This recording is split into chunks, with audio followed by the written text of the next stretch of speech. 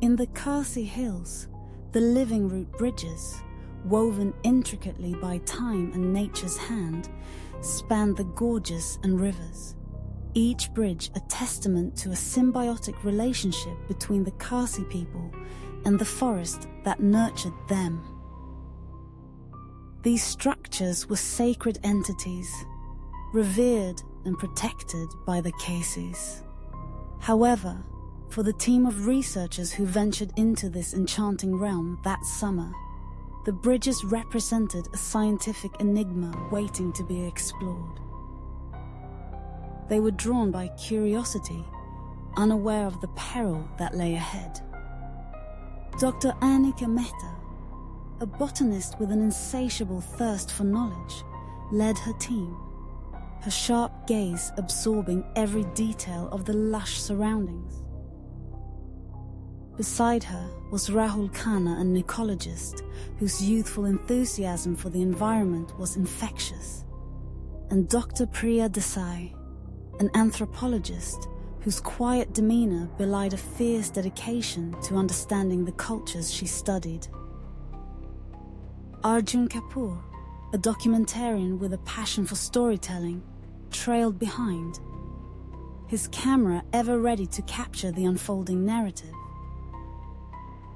Their guide, Liang, moved ahead with a silent grace, his expression inscrutable yet tinged with a hint of caution. As they approached the first living root bridge, Liang paused. He turned to the group, his voice low and serious. "This place is sacred," he warned. "The forest protects it. You must not take more than you need." Annika nodded, her mind racing with scientific inquiries, while Rahul knelt to examine the soil, marveling at the intricate connections between the trees and their environment.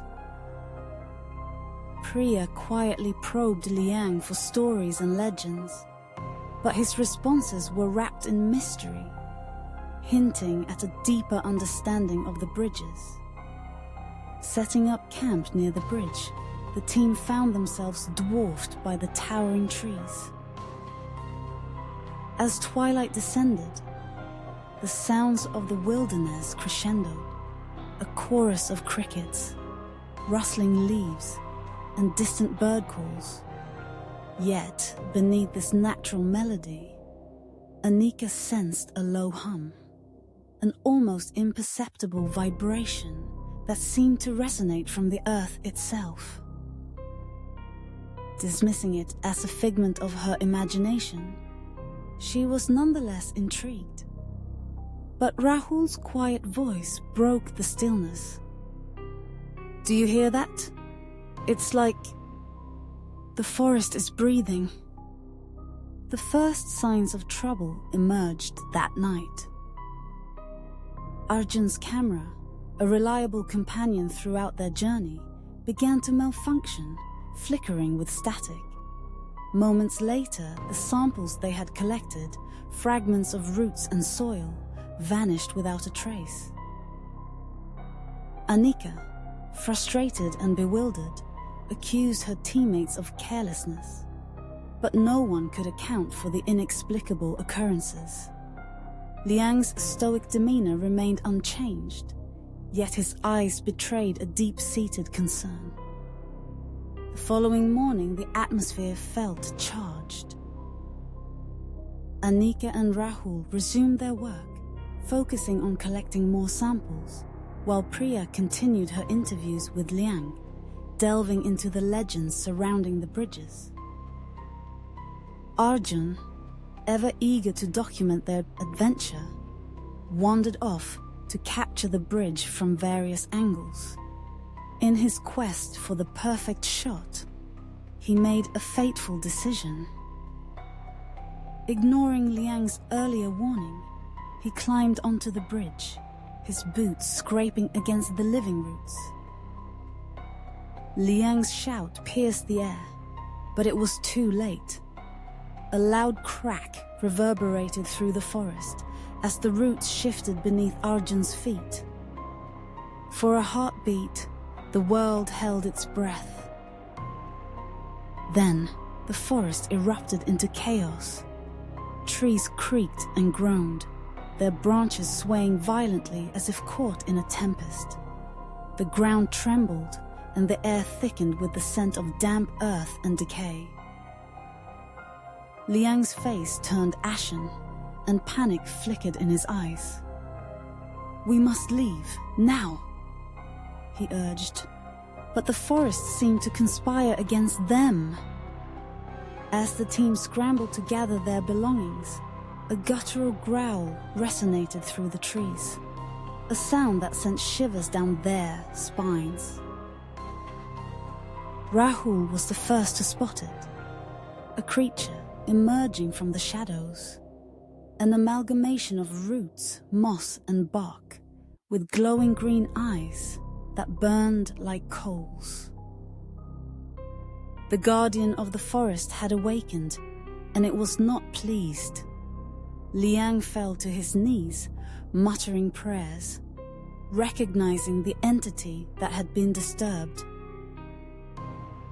"We have angered it," he whispered, fear lacing his voice. The guardian moved with an unnatural grace, its roots lashing out like serpents. Arjun was the first to be ensnared, a root wrapping around his leg and dragging him into the underbrush, his screams echoing in the silence before abruptly cutting off.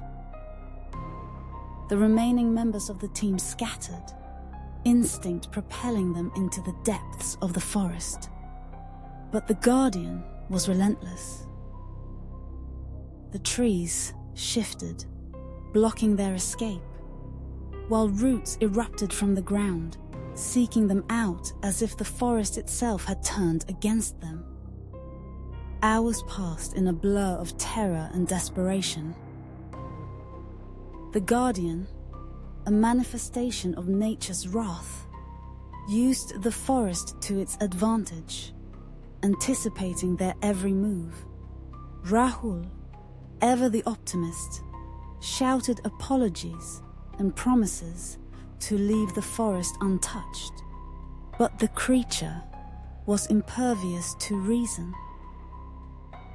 It was a primal force, a protector of the land, and it would not relent until the balance was restored.